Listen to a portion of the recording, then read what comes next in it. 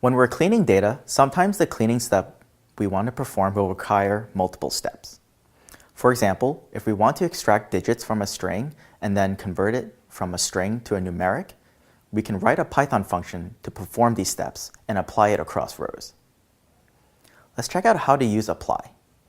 Here's a sample data frame. We can apply a function, in this case the mean, across each column of the data frame and get the average value for each treatment. We can also apply the mean function across each row by using the keyword argument axis equals 1. Here's a subset of a job application filings dataset. We want to check that the initial cost and total estimated fee to make sure it's a valid monetary value. Then, we want to remove the $sign and convert the string into a floating point number and find the difference between the two values and save it to a new column. If the entry isn't a valid monetary value, return a NaN missing value. Let's begin by loading the regular expression library and NaN missing value. We use the compile function to compile a regular expression pattern for monetary values. Next, let's write the function. You can learn more about functions in other DataCamp courses, but here's how you write them. You first define the function with the keyword def. Then you specify the name of your function, followed by your function inputs in parentheses. And you start defining your function after the colon. The body of your function will be indented. You end your function with the return statement and the output value. When we apply a function across rows of a data frame, what gets passed into the function is the row of data. Even though we only need a few values from the row, the entire row will be passed into the function. So, our function will take two parameters, the row of data from our data frame and a pattern we will use to validate monetary values.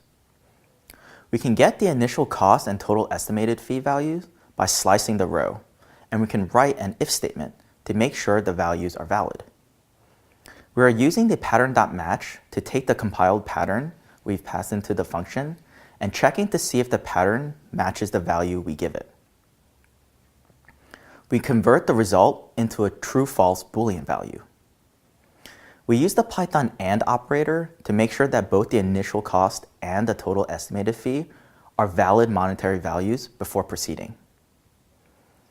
Now that we have a valid monetary value, we can remove the $sign by replacing it with an empty string using the built-in Python replace method on strings. We can pass in the string we want to replace, the $sign, and the value we want to replace it with, an empty string. Finally, we convert the remaining string into a floating point number using the built-in float function and return the difference of the values. If the pattern did not match, we return a NaN missing value. To use the function we wrote, we call the applied method on the data frame and pass in the function we want to apply. Next, since we want the function to work row-wise, we set the axis parameter to 1. By default, apply will work column-wise with the axis parameter equal to 0. Finally, since our function takes multiple parameters, not just the row of data from the data frame, we pass in additional function parameters into the apply method.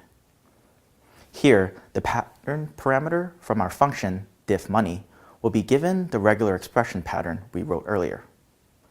In our example, the function we wrote returned us the difference between the initial cost and the total estimated fee. When it was applied across the data frame, we got a new series of values, one for each row of the data frame. We then created a new column in our data frame using this new series of values. Now it's your turn to write functions to perform a data cleaning step.